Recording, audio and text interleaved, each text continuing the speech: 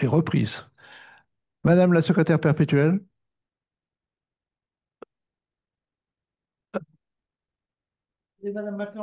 En dehors de bon, Madame Attelin qui est en ligne. Madame Matelin est en ligne. Elle ne pouvait pas être avec nous aujourd'hui, quoi qu'elle en ait voulu. Et j'ai pas de choses particulières à dire. C'est la Euh, dernière séance. la dernière séance, ce sera pour après. Là, je passe la parole à Hubert. Monsieur. Oui, juste signaler donc que Carole Matelin a reçu samedi dernier à Strasbourg. Bonjour Carole. Bonjour à vous toutes et tous. Vous Le me prix, manquez. le prix Europa de la part de l'Académie Renan. Donc c'est à la fois à ton titre personnel et au titre de la présidente de l'Académie de chirurgie. Est-ce que tu veux nous en dire un mot, Carole? Oui, alors l'Académie Rhénane propose une ouverture. C'était une académie qui s'intéresse aux belles-lettres, à la science, à l'histoire, à la médecine, et est très intéressée par les travaux de l'Académie nationale de chirurgie en raison de son intérêt pour l'histoire de la chirurgie, l'histoire aussi de la chirurgie dans les arts, hein, et a souhaité un partenariat avec nous. Donc nous étions 9 académiciens à y aller samedi dernier, où il y a eu plusieurs présentations. Monsieur Maresco a montré la chirurgie du futur avec l'implication de l'intelligence artificielle. Jean-Marie Leminor a fait un retour sur les travaux qui ont été faits en Alsace à partir du Moyen Âge jusqu'à maintenant. Et puis moi, j'ai présenté l'histoire de la scénologie dans le temps, partant très loin à partir des papyrus égyptiens jusqu'à maintenant. Et ensuite, effectivement, le prix a été remis et j'ai proposé à l'Académie Rhénane, si on en est tous d'accord, de les inviter dans nos dernières sessions du mois de décembre, la session solennelle ou la session où on va remettre justement les diplômes aux nouveaux académiciens pour qu'on puisse échanger avec eux, pourquoi pas, de projets pour l'an prochain. Oui, Carole est trop modeste en fait parce que j'ai été présent à Strasbourg. En fait, c'était vraiment elle qui était mise vraiment en valeur et on a rappelé sa carrière. Je rappelle quand même que le prix qu'elle a eu a été décerné auparavant à Simone Veil. Donc, je pense qu'on peut l'applaudir pour entre autres, pour ce bel achèvement. Merci beaucoup. Alors, bah, écoute, on regrette que tu ne sois pas là, mais on comprend les impératifs. Malheureusement, nous avons appris le départ de Georges Abirad. Olivier Jardet, veux-tu dire un mot peut-être pour Georges?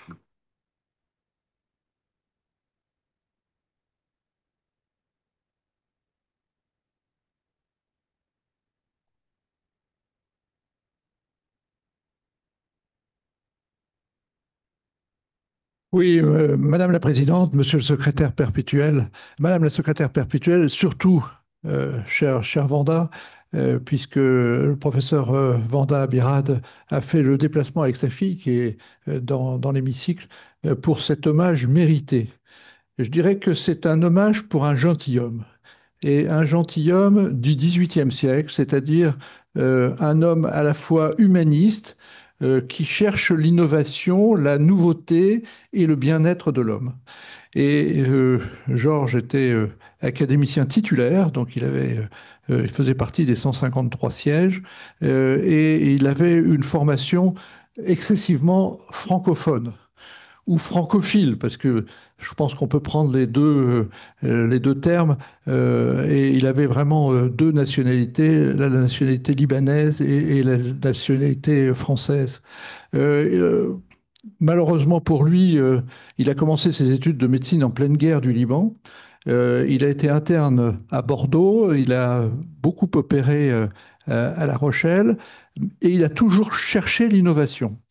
Et c'est vrai, alors, je suis désolé parce qu'il y a des orthopédistes dans la salle, mais je ne veux pas dire qu'on a fait le tour de la hanche, du genou, mais il y a 30 ans, le pied et la cheville étaient quand même, faisaient partie un peu des inconnus. Et bien entendu, Georges s'est intéressé à la cheville et le pied. Le pied, je vous rappelle, à 28 os et 31 articulations, et la cheville a la totalité du poids du corps sur 1 cm². Et donc, il y a des problèmes de cisaillement et de répercussion. Et donc, il s'est naturellement intéressé à la cheville et le pied, et avec Samuel Barouk, nous avons créé tous les deux un DIU du pied. Et comme j'étais à cette époque-là, que je suis toujours universitaire, mais que j'étais le seul universitaire à pouvoir le porter, le DIU a été créé à Amiens. Et au premier DIU, nous avons eu la chance d'avoir comme étudiant, jeune étudiant, même s'il était déjà installé, Georges Abirad, et bien entendu également, il est sorti major de la promotion. Et donc, il est devenu rapidement une référence, et 2 ans plus tard, il a fait un symposium à Beyrouth. Et là, on voit le docteur Ritz qui fêtait les 75 ans de la fondation et de la clinique Ritz, entouré du docteur Barouk, du docteur Diebol, de Georges Abirad et de moi-même. Et donc, ces travaux continuent, et je vais vous parler d'une période que vous ne connaissez plus et que l'on regrette, celle où le président de l'Assemblée nationale était un chirurgien, Bernard Accoyer, et qu'il avait dans ses députés 12 professeurs des universités de médecine. Donc vous voyez que c'est des temps excessivement anciens et qu'on ne connaît plus. Et donc il a créé une médaille de l'innovation chirurgicale. Et bien entendu, je dirais bien entendu parce que c'est toujours comme ça, qui est-ce qui a eu la médaille de l'Assemblée nationale de la recherche de francophone? Bah, c'est notre ami Georges Abirad. Il a eu également d'autres décorations, et si bien qu'il s'est beaucoup investi dans le Moyen-Orient, est devenu la grande référence régionale et interrégionale du Moyen-Orient, organisant des colloques toujours d'excellente qualité. La formation, il faisait de la recherche, il opérait, mais il formait. Il formait, et il était persuadé que la nouvelle génération était tout à fait indispensable pour la continuité du savoir et sa transmission. Alors, vous vous souvenez que malheureusement, le professeur Vanda Abirad, qui est à côté de moi, y a fortement participé. C'est-à-dire qu'il y a eu cette explosion excessivement meurtrière du port de Beyrouth le 4 août 2020. Qui est-ce qui s'est précipité à l'hôpital militaire pour soigner les premiers blessés? Bah, c'est notre ami Georges Abirad, aidé de son épouse, qui est réanimatrice.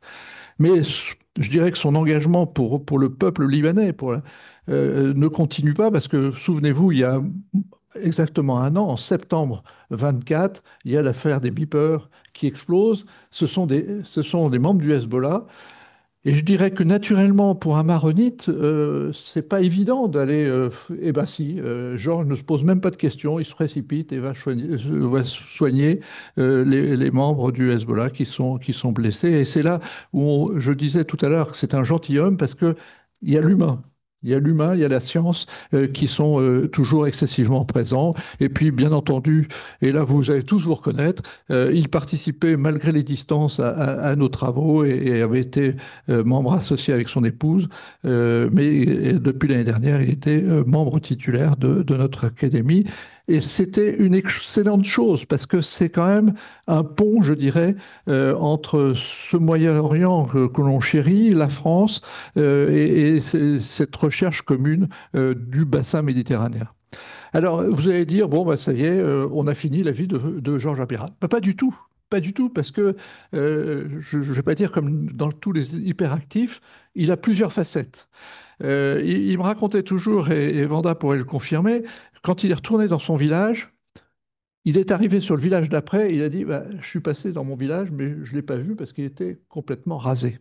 Et donc, il a été le premier maire de ce village, qui est un village maronite, mais situé dans la montagne Druze. Et pendant 8 ans, il a fait 2 mandats. Il a reconstruit ce village.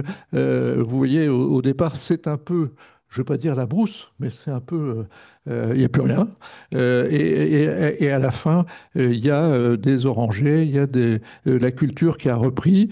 Bien sûr, ceux qui le connaissent avec un cigare, quand même. Parce que le problème, quand on invitait Georges Abirad au restaurant, c'était est-ce qu'on peut fumer un cigare? Or, en France, fumer un cigare dans un restaurant, c'est compliqué. Alors, il y en a quelques-uns. Je peux vous donner, il y a une liste, une short list, mais on faisait attention pour qu'il puisse fumer son cigare à la fin du repas. Et c'est vrai que c'est assez sympa d'ailleurs, après un bon repas, de fumer un cigare. Mais bon, je pense que euh, ceux qui m'écoutent, il ne faudra surtout pas, Pascal, enregistrer cette partie parce que sinon, ça va être contre moi. Et donc, il a, vous voyez, reconstruit ce village. Il a également une belle famille de 4 enfants. Et merci à Maria d'être venue de Londres pour cet hommage. Il a une fille qui est médecin aux États-Unis, un fils qui est ingénieur, alors plus à Berlin, qui est à Hambourg maintenant, mais toute cette famille euh, très, lib- très libanaise, très européenne, très innovatrice, est un bel exemple. Et au niveau de l'Association française de chirurgie du pied et de la cheville, il a bien sûr eu des postes importants et suit des relations internationales qui lui revenaient d'office. Et puis l'année dernière, il m'a demandé de voir le trône de Napoléon III. Alors pourquoi Napoléon III? Parce que l'émir Béchir II, en 1860, a rompu un peu cette neutralité ancestrale libanaise des communautés. Il y a eu une guerre civile qui a commencé et Napoléon III a envoyé ses troupes et a donné le calme, euh, pas définitif. Parce que malheureusement, le Liban, c'est pas forcément définitif. Et donc, c'est ma dernière rencontre avec Georges qui faisait un hommage, encore une fois, à cette relation franco-libanaise. Et merci, Georges. Je sais que tu es avec nous. Je sais que tu as fait beaucoup pour nous et que nous continuerons à penser à toi.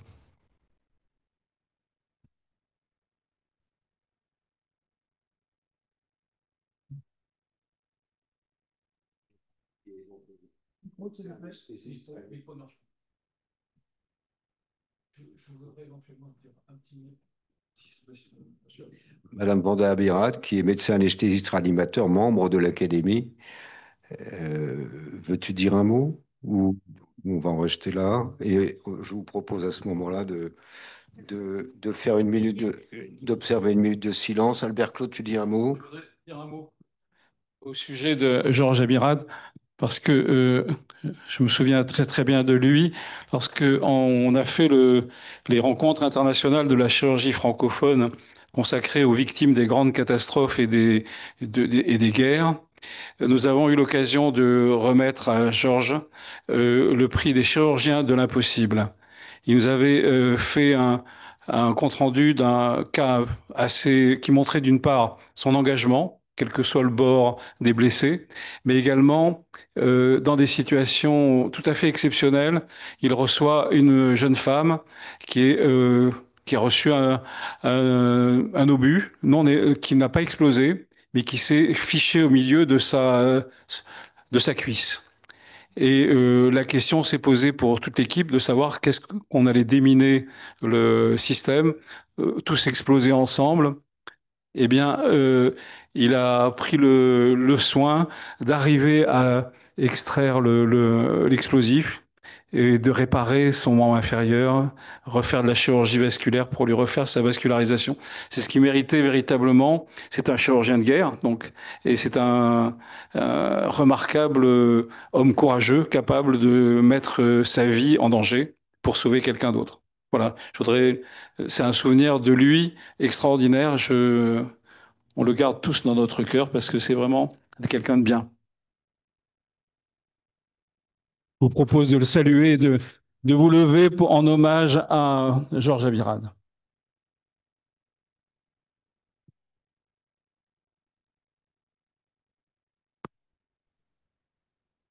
Merci beaucoup.